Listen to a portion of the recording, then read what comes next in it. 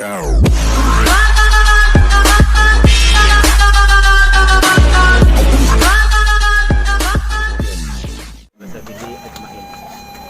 kita mengucapkan rasa syukur kepada Allah Subhanahu wa taala, tentunya berkat rahmat dan karunia-Nya pada siang hari ini, tepatnya hari Minggu, bertempat di Korong Padang Bayu dan negara yang Balai Bayi. Alhamdulillah kita diberikan rahmat oleh Allah, paling tidak 3 rahmat yang beriringan pada sore siang hari ini, kesehatan, kesempatan dan kekuatan dalam rangka bersilaturahmi pada hari ini. Kemudian salawat beriring salam marilah selalu kita hadiahkan kepada arwah junjungan Nabi besar Muhammad SAW yang sudah membawa kehidupan umat dari kehidupan jahiliyah ke kehidupan Islamiyah seperti yang sama-sama kita rasakan pada kesempatan ini. Amin. Yang saya hormati Kekanda Muncak Nasrul yang juga merangkap jabatan sebagai relawan daripada Swatribur Rahmang 01. Seniman handal di Balai Bayi Jamal yang kita banggakan, yang selalu mengekspos kegiatan Balai Bayi di mana-mana, bahkan sudah sampai nasional maupun di tingkat dunia maya. Seterusnya mamak kita orang tua, pemuka masyarakat di Balai Bayi, Mak Zainur Koto yang hadir, dan alhamdulillah atas kehadiran rekan-rekan pemuda generasi milenial yang kita banggakan adalah generasi penerus perjuangan agama maupun bangsa. Kalau dalam bahasa Wadae tahu diunak ke menaruang, tahu diangin ke besiwe. Kemudian para kaum ibu, adik-adik yang kebetulan anak sanggar yang tidak punya kesempatan bangku, awal perasaan langsung duduk sini ya. Insyaallah umumnya kita yang hadir, tim kami yang datang, ada ketua nih Pak Tabuy, Pak Boy, panggilan namanya. Ada orang rumah Mbo, Ibu Yusneli. Turun masker Pak sekretari. Ada Teta yang tinggal alamatnya di Sungai Limau. Alhamdulillah Ambo kalau dalam bahasa anak sekolahnya Mbo terima kasih dan apresiasi atas sambutan pada hari kini yang sangat kita banggakan sekali dan antusias sekali, yang insyaallah Ambo diberi kesempatan untuk memperkenalkan diri. Tadi Amak mungkin langsung menanyakan ke Ambo secara langsung, mungkin di awak Lamu Sobo. Ambo namo Rahmang, kemudian ikut bersekolah, jadi namo itu ditambah Dr. Andes Rahmang MM. Nah, pada kesempatan kini Ambo salah satu kandidat dari Wakil Bupati yang berpasangan dengan Pak Swatribur SEMM dengan nomor urut 1. Jadi kalau Ambo secara pribadi, kampung Ambo di Padangolo, tadi Mak tadi kan suku Sekumbang, ayah Ambo sukunya Tanjuang, kemudian ungku Ambo sukunya Koto, orang rumah sukunya Piliang. Insyaallah. Nah, suku-suku yang Ambo sampai data sabui Ambo tadi, nah itu menandakan jo suku itu adalah pengelompokan kita menurut sosial yang tujuannya adalah bersama-sama secara positif membangun keadaan tatanan kehidupan masyarakat. Bahkan suku terbesar itu adalah Muslim. Jadi kalau di ada Muslim pasti bersaudara. Kan dikatakan meskipun tegur sapawan samonya, ada Muslim di Filipina pastinya pakai bahasa Tagalog. Tapi tetap bersaudara gitu. Alhamdulillah, mama kakak yang hormati, Ambo datang kemari di samping bersilaturahmi. Namun tujuan utamanya adalah karena Ambo ikut jadi pasangan pilkada, itu mohon doa dan dukungan. Tapeknya nanti tanggal 9 Desember 2020. Mudah-mudahan nanti bapak-bapak, mama Ambo yang hadir, adik-adik yang hadir pada kesempatan kini memberikan doa, dukungan yang bermaksud itu adalah menjatuhkan pilihan kepada nomor urut 1. Nah, insya Allah kalau kami terpilih, maka kami tidak akan berjanji-janji kini kok.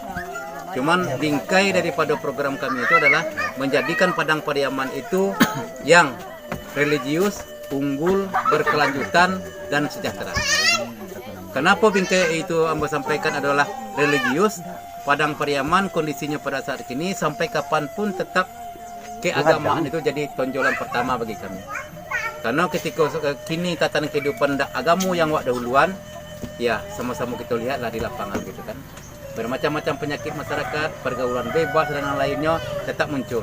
Ketika agama sudah membingkai keimanan kita yang dituangkan dalam bentuk keimanan, maka ikulah nanti yang mengarahkan kehidupan awak di tengah-tengah masyarakat.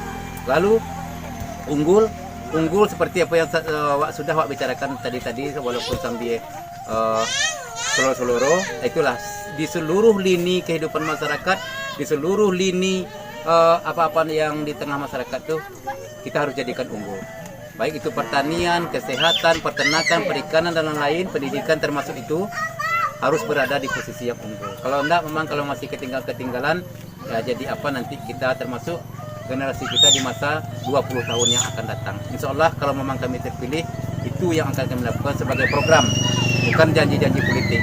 Kami tidak mau berjanji-janji politik, karena janji politik itu nantinya kalau tidak terlaksana akan menjadi hutang bagi kami. Nah, kemudian kenapa ada kata-kata berkelanjutan? Kata-kata berkelanjutan itu kami kemas adalah artinya mempertahankan yang sudah baik saat ini dan mencari inovasi-inovasi terbaru setelah kalau memang amanah itu diberikan kepada kami. Yang ujung-ujung daripada kesemuanya itu bagaimana memang menciptakan masyarakat jadi sejahtera. Sejahtera yang dimaksud bukan menginginkan masyarakat sama rata, sama-sama dan seperti itu. Yang kami maksud adalah sejahtera itu kalau memang dia petani, memang cukup di pertanian itu dia merasa bangga. Kalau dia seorang nelayan, memang dia puas dengan posisi nelayan. Kalau dia seniman, dia merasa bangga jadi seniman dengan itu karyanya. Dengan karyanya itu kan. Termasuk mungkin adik-adik kita yang pencandu olahraga segala macam itu memang betul-betul diperhatikan. Termasuk kebudayaan yang seperti ini. Nah, kebudayaan itu kebudayaan itu terukurnya ada di Siko Lasong Batu, Kuburan Panjang dan lain itu harus dilestarikan. Sebab budaya itu dibagi dua ya. Ada yang berupa benda, ada yang berupa tak benda. Yang budaya benda itu salah satu contohnya Lasong Batu. Yang tak benda itu apa? Ya tatanan sosial awak tengah masyarakat itu budaya tak benda.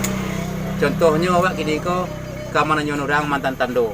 Atau beko duduk betong beralek duduk dulu sesama di pondok. Itu adalah merupakan budaya tak benda.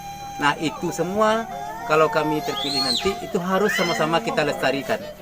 Jangan beko anak-anak mengecian mengalo mamak tu wala jalai kabar tong asalah di gadon seperti kita pondok. Dia belum tahu bahwa kalau budaya itu kita laksanakan nanti akan terkandung unsur pendidikan informal di dalam. Apa itu pendidikan informal? Pendidikan informal itu didefinisikan seperti ini. Awak tidak pernah merencanakan terjadi sebuah proses pendidikan. Tapi ketika kejadian itu telah selesai, terjadi proses pendidikan. Contoh, kabar tong maralik itu kan sama-sama bahan do. Maratua sungguh pun maratua seorang tembo sabuk nang tembo gala sambah tapun ke maratua sampai sarape no sadawak nang dua. Itu terjadi budaya penghormatan yang dibingkai dengan karakter. Yang ketek tahu semua kadang tetap juga dihargai. Jadi ambo dalam konsep kami Jopak Suat Seribu Rahmang, mohon nanti ketika memberikan dukungan kepada kami, mohon kepada pemuka-pemuka masyarakat, relawan, tim sukses apa namanya, ketek dia tahu, kadang dia pandai, basamu mau menjadi. Jangan ada kelompok-kelompok, kelompok orang-orang yang hebat, kelompok enggak. Kita perlakukan bagaimana semuanya itu samudanya ruangnya, bagaimana mensukseskan pilihan ke nomor 1. Insya Allah kami akan berbuat seperti itu. Itu nambo sampaian.